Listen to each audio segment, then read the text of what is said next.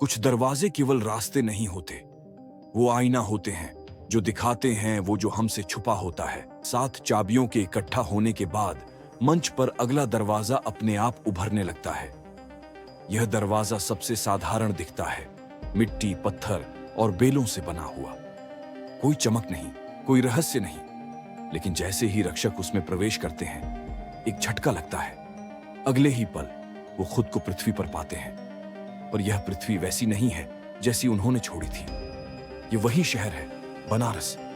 लेकिन अब सब कुछ बदला हुआ है। गंगा किनारे की आरती, गलियों की भीड़, मंदिरों की घंटियां, सब कुछ सामान्य दिखता है।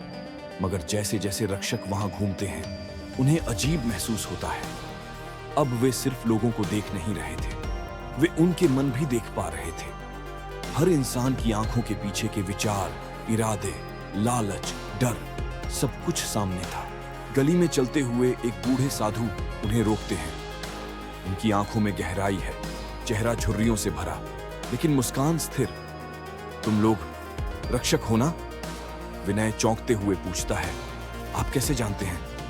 साधु बाबा शांत स्वर में कहते हैं, मैं प्रतीक्षा कर रहा था पिछले 500 वर्षों से। भूलोक की चाबी केवल उनको दी जा सकती है जो भीतर और बाहर दोनों को पहचानते हों। सभी रक्षक चौंकते हैं।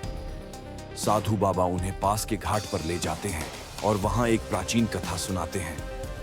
लाखों वर्ष पहले राजस्थान में एक महान यशस्वी राजा थे, राजा अजयधीर।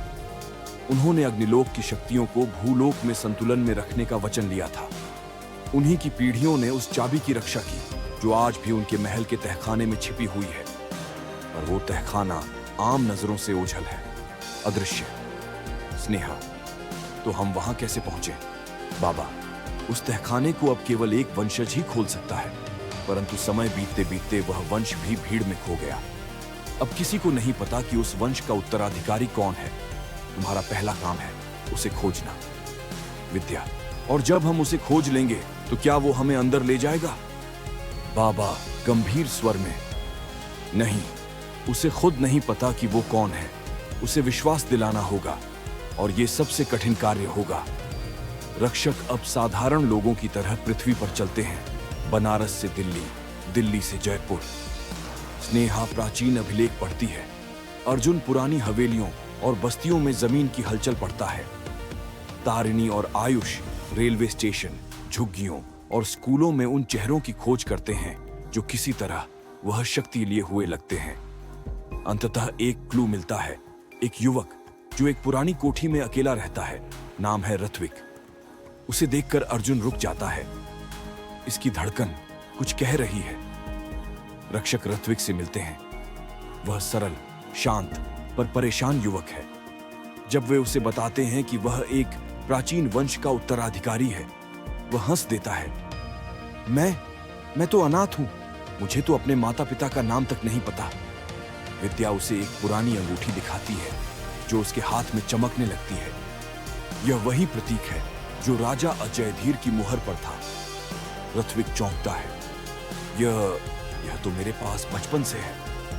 अब रक्षकों को विश्वास हो जाता है, लेकिन ऋत्विक भयभीत है। अगर मैं सच में वही हूं तो मैं क्या करूं? ऋत्विक अब रक्षकों के साथ राजस्थान के उस प्राचीन किले की ओर निकलता है जो अब एक पर्यटक स्थल बन चुका है। लेकिन रात होते ही किला बदलने लगता है। पत्थर की दीवारें खिसकती हैं, पुराने दरवाजे खुलते हैं और नीचे उतरता एक रहस्यमयी मार्ग प्रकट होता है। अंधकार में डूबा तहखाना कई जालों से भरा है। भ्रम, आभासी चित्र और जीवित लगती प्रतिमाएं। विनय की आग, तारिणी का जल और विद्या की ऊर्जा ढाल सबकी रक्षा करती है। परंतु जब वे आखिरी द्वार पर पहुंचते हैं, एक छाया प्रकट होती है। अतीत की छाया। वो एक योद्धा है, आत्मा के रूप में। यदि तुम वंशज हो तो मुझे हरा कर दिखाओ। ऋत्विक डरता है, लेकिन अर्जुन उसे समझाता है, तू किसी राजा का वंशज नहीं, तू एक रक्षक है। अपनी आत्मा से लड़। ऋत्विक लड़ता है, डर से, अतीत से और अंततः स्वयं से। अंततः वह योद्धा झुकता है। तुम तैयार हो? एक गुप्त कक्ष खुलता है जहां रखी है एक मिट्टी जैसी दिखने वाली चाबी, पर वो कंपन करती है जैसे उसमें जिंदगी हो। चाबी हाथ में लेते ही ऋत्विक बेहोश हो जाता है, लेकिन उसकी हथेली में अब राजा अजय धीर का चिन्ह चमकता है। सभी रक्षक एक दूसरे को देखते हैं। भूलोक की चाबी मिल गई है, पर अब तक का सबसे बड़ा रहस्य अब भी खुलना बाकी है। ऋत्विक सिर्फ एक उत्तराधिकारी नहीं, क्या वो सातवां रक्षक है या सिर्फ उत्तराधिकारी? भूलोक ने उन्हें जो दिखाया वो किसी और ने नहीं दिखाया था।